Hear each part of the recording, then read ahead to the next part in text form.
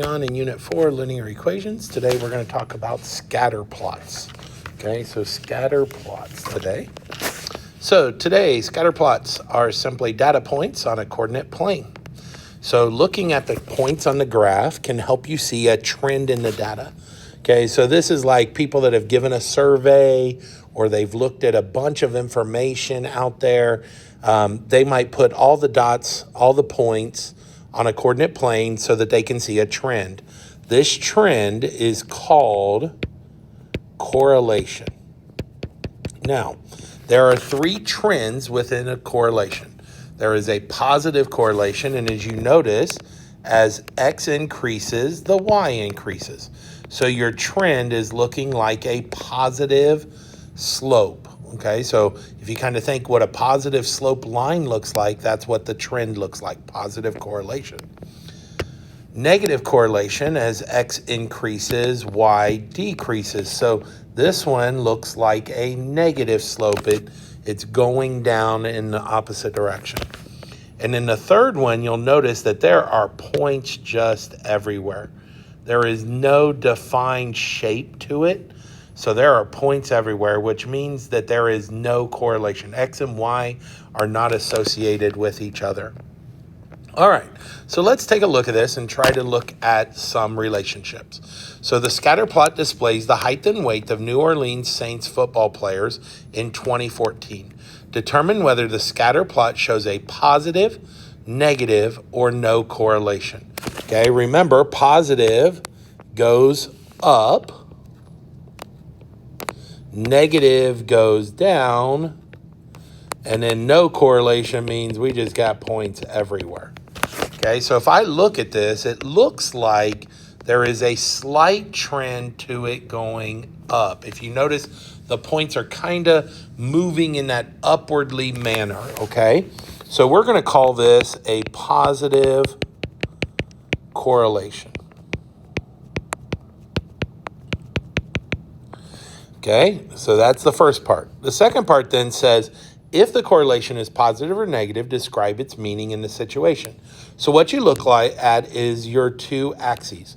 So the x-axis is the height in inches, and the y-axis is the weight in pounds. So what it looks like is as the player gets taller, their weight also increases. Okay, so as the player gets taller, the numbers get bigger on the x-axis, the weight gets bigger, the y-axis gets bigger. Okay, example number 2. So when we look at this one, it says the scatter plot displays the number of landline telephones in the United States in 100 millions, okay, since the year 2000. So if you notice, this is trending in a negative direction. It is going down. So as the years go up, the number of landlines go down. So the scatter plot shows a negative correlation. And if we look at this, we have years for my x. So as the years increase, the number of landlines generally decrease. They get smaller, okay? Which makes sense because if you stop and think, what has come about since just before 2000, and that is the cell phone. So now everybody has cell phones, so no one is keeping a landline in their house very much anymore. Okay, so the next thing we need to talk about with scatter plots is we like to be able to make predictions based on the data, based on the trend of the data.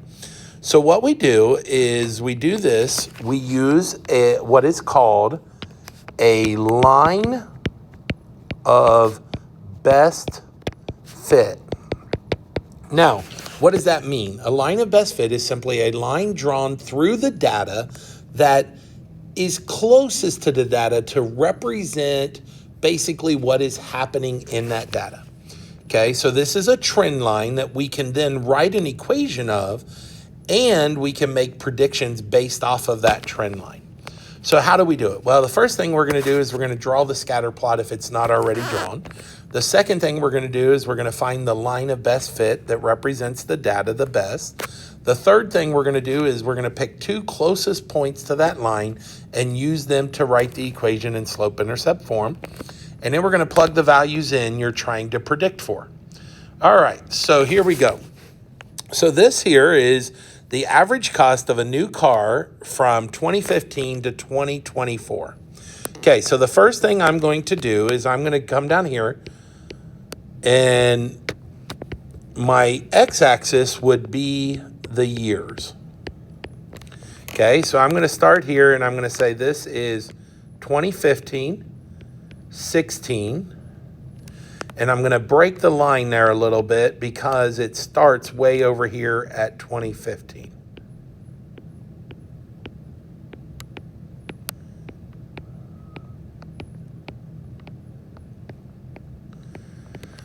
Okay, so there are all the years I'm dealing with. Then going up the side here, we have the average cost. And those, we're going to do a line break as well because we're going to jump clear up here to 34,000. Okay, so 34,000. Let's go 35,000. 36,000, 37,000, 38,000, 39,000, 40. I'm just going to extend my line up. So we got 41, 42, 43, 44, 45. We're going to extend that just a little bit further. 46, 47, 48, and 49. And if we wanted to, we could even put the last one up here and do 50,000. Okay, so what we're going to do is we're going to start off and we're going to put all of our points on our graph. So 2015, it was 34,000, almost halfway, so that'd be about there. 2016, just slightly taller, not much. 2017, a little bit more. 2018, we've breached the 35,000 and it's halfway up. 2019, we've breached 36,000, almost to 37. 2020, we've jumped all the way up here to 38,900. 2021, we've gone all the way up to 42,000. 2022, we've jumped all the way up here to 46,000. 2023, we've jumped all the way up here to almost 49,000. And 2024, we've jumped all the way up to almost 50,000. Okay, so there's our scatter plot. Okay, the next thing we're going to do is we're going to draw a line of best fit. So if you stop and think, you want to try and get it as close to all of them that you can. So when I'm looking at this, I'm kind of seeing this line right here. That's the line I'm seeing, okay? We got a few below it, a few above it, but relatively, they're all pretty close. Now, when I look at this then, I'm going to use these 2 points. I'm going to use the 16 and the 2024. So the 2 points I'm going to use is in 2016, we have 16, and that is 34,449. And in 2024, we have 49,929. And what we want to do is we want to use this to make an equation. So the first thing we got to do is we got to find our slope. So we're going to start off and we're going to go 49,929 minus 34,449 over 24 minus 16. Okay, so we take our calculator now at this point, 49,929 minus 34,449.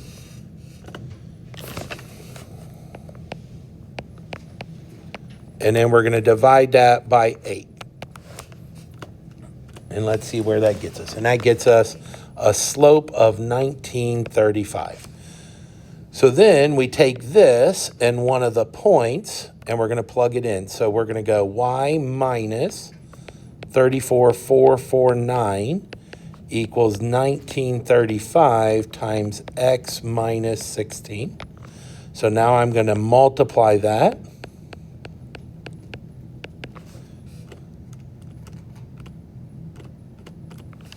And that's going to get me 1935x minus 3960. Then I'm going to add the 34,000 over.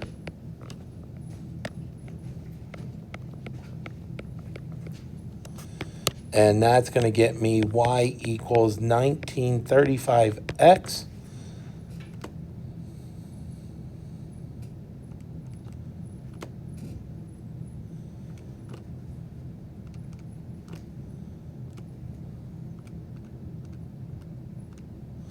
and that's going to get me plus 3,489. And there is our equation and slope-intercept. Then it says make a prediction for 2030. So literally what we're going to do is we're just going to plug in 30 for the 1935x. For x, we're going to plug in 30. And we're going to add that to 3489. And so 1935 times 30. Add that to 3489, and we get an expected price of $61,539 for a new car in 2030 based off of our trend line. Okay, this one here we're going to do very similar. It starts off, it says, hey, here's the weight of the goats, and this is how much milk they're getting. And you'll notice this is showing a positive trend. It's increasing. As the goats get heavier, they need more milk. So it says use the data points 1020 and 5080, which are contained in the line of best fit to write an equation. So I'm going to start off. I need to find my slope first. So I'm going to go 80 minus 20 over 50 minus 10. So that's going to get me 60 over 40, which is going to get me 3 over 2. Then we take that with a point, and we'll just go y minus 20 equals 3 over 2, x minus 10. We plug that in, so y minus 20 equals 3 halves x minus 15. And then we would add 20 to both sides. So our equation would be y equals 3 halves x plus 5. And then it says use that equation to predict a 17-pound goat. So we're going to literally just start in, and we're going to say, okay, if the goat's 17, y equals 3 halves times 17 plus 5. And you can do this with a calculator if you want. So 3 fraction 2 times 17 plus 5. And that's going to get us, they need 30.5 ounces. Okay, then if I want to find the second one, I'm going to do the same thing, but I'm going to do it with 55. So 3 halves times 55 plus 5. So literally, we just take the 3 halves times 55 plus 5, and they need 87.5 ounces. Okay, and that's how we use a line of best fit and a scatter plot to make predictions.